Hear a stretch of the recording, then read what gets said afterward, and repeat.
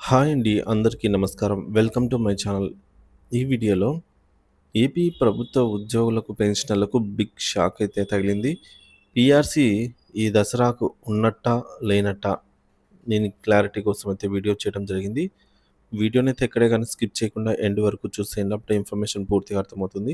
అలాగే వీడియో చూస్తున్న ప్రతి ఒక్కరు వీడియోకైతే లైక్ చేయండి ఫ్రెండ్స్. ఈ వీడియోని తోటి ఉద్యోగ, పెన్షన్ మిత్రులతో అయితే షేర్ చేయండి.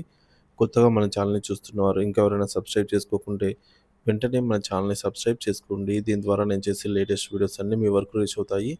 ఇక ఆలస్యం చేయకుండా వివరాల్లోకైతే వెళ్ళిపోదాము.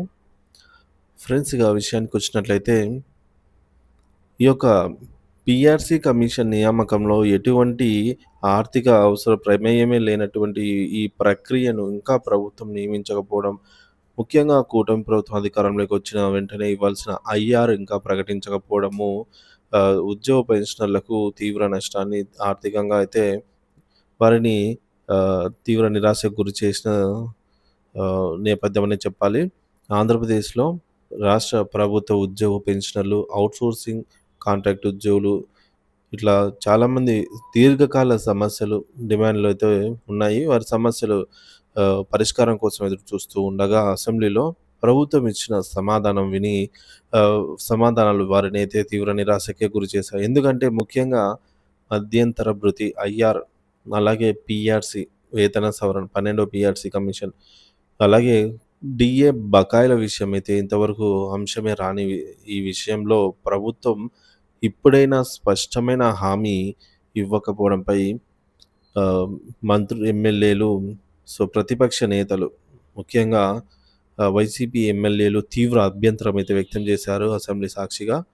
ఇది అసెంబ్లీ సాక్షిగా ఉద్యోగులను కూటమి ప్రభుత్వం దగా చేసిందని కూడా వారు ఆహ్, ప్రతిపక్ష నేతలైతే ఆరోపించిన నేపథ్యం.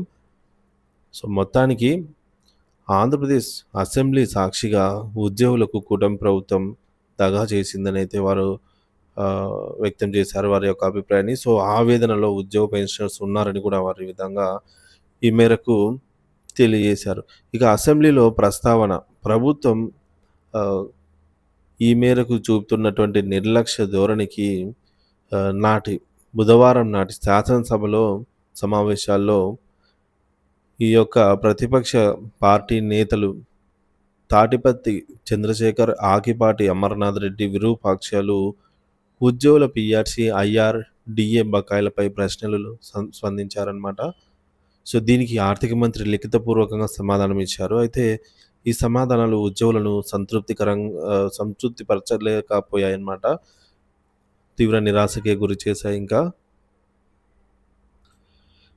ప్రధానంగా పీఆర్సీ వేతన సవరణ సంఘం కమిషన్ నియామకం. పీఆర్సీ ఎప్పట్లోగా అమలు చేస్తారు అని ఆహ్, మాజీ ఎమ్మెల్యేలు ప్రశ్నించగా, ఆర్థిక మంత్రి పరిశీలనలో ఉందని కప్పదాటుతూ సమాధానం ఇచ్చారనమాట. ఇప్పటికే గత ప్రభుత్వం ఏర్పాటు చేసిన పీఆర్సీ కమిషన్ చైర్మన్ రాజీనామా చేసి 15 నెలలు గడిచిపోయినా ఇప్పటివరకు కొత్త పీఆర్సీ కమిషన్‌ను నియమించకపోవడం ఉద్యోగుల్లో ఆందోళన ఆందోళన కలిగిస్తోంది. మరి ఇది వేతన సవరణ ఎప్పటికి అమలవుతుందనే ప్రశ్నను మరింత సంక్లిష్టంగా అయితే మార్చిన నేపథ్యం. ఇక ఐఆర్ విషయానికి వచ్చినట్లయితే మధ్యంతర భృతి ఎంత శాతం ప్రకటిస్తారు? ఎప్పటిలోగా చెల్లిస్తారని అడిగినా కూడా ప్రభుత్వం పరిశీలనలో ఉంది అని మాత్రమే సమాధానం చెప్పింది. దీనికి సంబంధించి ఎటువంటి పురోగతి చూపించని నేపథ్యంలో మరి ఎన్నికల మేనిఫెస్టోలో ప్రభుత్వం అధికారంలోకి రాగానే ఐఆర్ ఇస్తామని హామీ ఇచ్చిన 15 నెలలు గడిచిన సందర్భంలో కనీసం 1% ఐఆర్ కూడా ప్రకటించకపోవడంపై ఉద్యోగ సంఘాలు ఆవేదన వ్యక్తం చేస్తున్నాయి.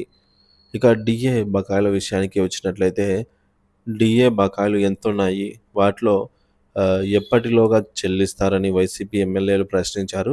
దీనికి ప్రభుత్వం జూన్ 12, 2024 నాటికి 11వ పీఆర్సీతో కలిపి డీఏ బకాయిలు 12,119 కోట్ల రూపాయలైతే పెండింగ్‌లో ఉన్నాయని స్పష్టం చేసింది. అయితే ఈ బకాయిలను ఎప్పట్లోగా చెల్లిస్తారనే విషయంపై మాత్రం ఎటువంటి స్పష్టమైన హామీ ఇవ్వలేదు. ఎన్నికల ముందు డీఏ బకాయిలు చెల్లిస్తారని, ఐఆర్ ఇస్తామని, మెరుగైన పీఆర్సీ ఇస్తామని చెప్పిన ప్రభుత్వం ఇప్పుడు వాటి చెల్లింపులపై మౌనం వహించడం విమర్శలకే దారితీస్తుంది. ఉద్యోగుల్లో తీవ్ర నిరాశ, ఆందోళన. ప్రభుత్వ సమాధానాలతో ప్రభుత్వ ఉద్యోగులు ఔట్‌సోర్సింగ్ కాంట్రాక్ట్ ఉద్యోగులు తీవ్ర నిరాశకి గురయ్యారు. ఐఆర్ ఎప్పుడు, పీఆర్సీ ఎప్పుడిస్తారు, డీఏ బకాయిలు ఎప్పుడు చెల్లిస్తారు అనే ప్రశ్నలకు సమాధానం లేకపోవడం వారిని మరింత ఆందోళనలోకి నెట్టిందనమాట. కనీసం వచ్చే ఆర్థిక సంవత్సరంలోనైనా లేదా ఈ సంవత్సరంలోనైనా చెల్లిస్తామని కూడా ప్రభుత్వం చెప్పకపోవడం దారుణమని ఉద్యోగ సంఘాలు పేర్కొంటున్నాయి. మరి రాష్ట్ర చరిత్రలోనే 15 నెలల పాటుగా ఒక్క డీఏని కూడా ఇవ్వని ప్రభుత్వం ప్రస్తుతం ఉన్న కూటమి ప్రభుత్వం మాత్రమే అని అయితే మాజీ ఎమ్మెల్యేలు వీరంతా కూడా ఆరోపిస్తూ ఉన్నారు. వేతన సవరణ జరిగితేనే తమ వేతనాలు పెరుగుతాయని, అయితే ప్రభుత్వం ఈ విషయంలో నిర్లక్ష్యం వహిస్తుందని వారు విమర్శిస్తూ ఉన్నారు. ఈ నేపథ్యంలో ఉద్యోగులు తమ డిమాండ్ల సాధన కోసం పోరాటానికి అయితే సిద్ధమవుతున్నట్టు సంకేతాలు వెలువడుతున్నాయి. మరి ప్రభుత్వం ఉద్యోగుల డిమాండ్లపై స్పష్టమైన హామీలు ఇచ్చి వాటిని అమలు చేయాలని ఉద్యోగ సంఘాలు కోరుతూ ఉన్నాయి. లేని పక్షంలో తమ పోరాటాన్ని ఈ మేరకు ఉధృతం చేస్తామని కూడా హెచ్చరికలైతే జారీ చేసిన నేపథ్యంలో ముఖ్యంగా ఈ దసరా పండుగకు ఏవైతే కీలక డిమాండ్స్ ఉన్నాయో వాటిని నెరవేర్చకపోతే అసలు దసరా పండుగే కాదు అని చెప్పేసి కూడా ఉద్యోగ సంఘాలు అల్టిమేటం జారీ చేశాయి. మరి పీఆర్సీ కమిషన్‌ను తక్షణమే నియమించాల్సిన అవసరం ఎంతైనా ఉంది. ఉద్యోగులకు రావాల్సిన డీఏ బకాయిలను కూడా వెంటనే విడుదల చేయాలి. ఇకపోతే రెవెన్యూ శాఖలో ఎదుర్కొంటున్న ఉద్యోగుల సమస్యలను కూడా పరిష్కారంతో పాటు ఉద్యోగ సంఘాలతో ప్రభుత్వం చర్చలు జరిపి ఈ డిమాండ్‌లను పరిగణలోకి తీసుకొని అట్‌లీస్టు వీటిలో అన్నీ కాకపోయినా కొన్నైనా కూడా నెరవేరుస్తూ ఉద్యోగుల యొక్క నమ్మకాన్ని నిలబెట్టుకోవాలని చెప్పి కూడా ఈ మేరకు ఉద్యోగ సంఘాలు అల్టిమేటం జారీ చేయడం జరిగింది. మొత్తానికైతే కొత్త పీఆర్సీ నియామకం, పెండింగ్ డీఏలను దసరా కానుకగా విడుదల చేయడము, ఆరోగ్యశ్రీ కార్డుల సమస్యలు, ముఖ్యంగా ఆరోగ్యశ్రీ కార్డుల సమస్యలను ప్రభుత్వం అధికారంలోకి వచ్చిన 6 నెలల్లోగా పూర్తిగా మనం క్లియర్ చేస్తాము, రెక్టిఫై చేస్తామని చెప్పి కూడా హామీ ఇవ్వడం జరిగింది. చంద్రబాబు నాయుడు గారు స్వయంగా ఎన్నికల ప్రచారంలో భాగంగానే ఈ యొక్క హామీలు ఇవ్వడం జరిగింది. కానీ ఇంతవరకు వాటికి సంబంధించి పురోగతి కనిపించలేదు. ఏవైనా అడిగితే పరిశీలిస్తున్నామని అయితే మాత్రమే సమాధానాలుగా వస్తున్నాయి. మరి ఇంకా ఎంత సమయం పడుతుంది అని ఉద్యోగ సంఘాలు 1.5 సంవత్సరం దాదాపుగా అవుతుంటే ఇంకా ఎంత సమయం కావాలని కూడా క్వెషన్ చేస్తున్నారు. మొత్తానికైతే మనకి దసరా పండుగలోగా ఉద్యోగులకు సంబంధించినటువంటి ప్రధానమైన డిమాండ్‌లలో అట్‌లీస్ట్ ఒకటో రెండో డీఏ, పీఆర్సీ లాంటివైనా ఐఆర్ ప్రకటించడమైనా వీటికి సంబంధించి కీలక నిర్ణయాలైతే తీసుకోవాలనైతే ఉద్యోగ పెన్షనర్స్ కోరుతున్నారనమాట. లేదంటే తదుపరి కార్యాచరణ అయితే మరింత ఉధృతంగా ఉంటుందని కూడా హెచ్చరిక జారీ చేశారు.